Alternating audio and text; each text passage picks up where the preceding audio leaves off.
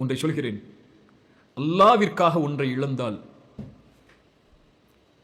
அல்லாஹ்விற்காக ஒன்றை இழந்தால், அல்லாஹ்விற்காக ஒன்றை விட்டு தூரமாகினால், அல்லாஹ்விற்காக ஒன்றை நீ தடுத்துக் கொண்டால், அதற்கு பகரமாக அல்லாஹ் கொடுப்பது நீ எண்ணி பார்க்க முடியாத ஒன்று. சுலைமான் அலைஹிஸ்ஸலாம் அவர்களை தொழுகையில் இருந்து அவர்களுடைய குதிரை படைகளுடைய பிரமிப்பு தடுக்கிறது. சுலைமான் அந்த குதிரை படைகள் அனைத்தையும் அறுத்து விடுகிறார். அல்லாஹ்விற்காக ஒன்றை இழக்கிறார். சுலைமானுக்கு அதற்கு பிறகு அல்லாஹ் காற்றில் பயணம் செய்வதை அல்லாஹ் வசப்படுத்தி கொடுத்தான். யூசுப், ஒரு பெண்ணுடைய தவறான அழைப்பு, பெண் எச்சரிக்கிறாள், நீ எனக்கு கட்டுப்படவில்லை என்றால் சிறைச்சாலை உனக்கு மேலானது என்று யூசுப் அலைஹிஸ்ஸலாம் அல்லாஹ்விடத்தில் கேட்கிறார்கள். யா அல்லாஹ், அந்த சிறைச்சாலை எனக்கு விருப்பமானது யா அல்லாஹ், இந்த பெண் அழைக்கக்கூடிய அழைப்பை விட. அஸ்ஸிஜின், சிறை என்பது சாதாரண ஒன்றா? அந்த சிறைச்சாலை எனக்கு விருப்பமானது யா அல்லாஹ், இந்த பெண் அழைக்கக்கூடிய இந்த அழைப்பை விட. அல்லாஹ்விற்காக சிறைச்சாலைக்கு செல்கிறார். அல்லாஹ் அந்த நாட்டுடைய மந்திரியாக்குகிறான். அல்லாஹு அக்பர், அல்லாஹு அக்பர்.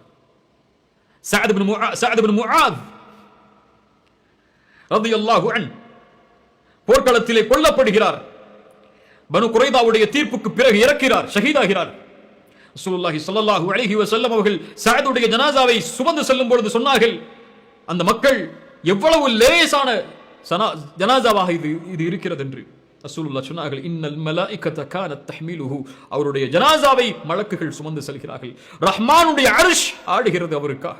அவரை அடக்குவதற்காக 10,000 மலக்குமார்கள் வந்திருக்கிறார்கள் என்று சஅத் இப்னு முஆதுக்கு சொன்னார்கள். அல்லாஹ்வுடைய நன்றியை அளக்க முடியாது. ஜாஃபர் இப்னு அபி தாலிப் முஅத்தாவுடைய போரிலே கைகள் வெட்டப்படுகிறார். ரசூலுல்லாஹி ஸல்லல்லாஹு அலைஹி வஸல்லம் சொன்னார்கள், அல்லாஹ் நாளை மறுமையில் சொர்க்கத்தில் ஜாஃபரை 2 ரெக்கைகளை கொண்டு பறக்குமாறு அல்லாஹ் ஆக்குவான். ஆக்கிவிட்டான். கைவிட்டப்பட்டதற்காக, அல்லாஹ்விற்காக கைகளை இழந்ததற்காக. அல்லாஹு அக்பர். وَمَن يَتَّقِ اللَّهَ يَجْعَل لَّهُ مَخْرَجًا وَيَرْزُقْهُ مِنْ حَيْثُ لَا يَحْتَسِبُ. அல்லாஹ்விற்காக வட்டியை விடுகிறேன், எனக்கு அல்லாஹ் எதை கொடுப்பான், காத்திரு, நீ எண்ணிலடங்காத அபிவிருத்திகளை உன் வாழ்க்கையில் அல்லாஹ் ஏற்படுத்துவான்.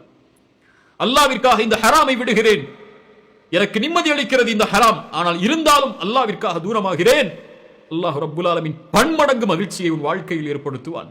ومن يتق الله يجعل له مخرجا ولو ان اهل القرى امنوا واتقوا لفتحنا عليهم بركات من السماء. அந்த கூட்டம் அல்லாஹ்வை பயந்து ஈமான் கொண்டிருந்தால் வானம் பூமிகளுடைய பரக்கத்தை அல்லாஹ் திறந்து வைத்திருப்பான்.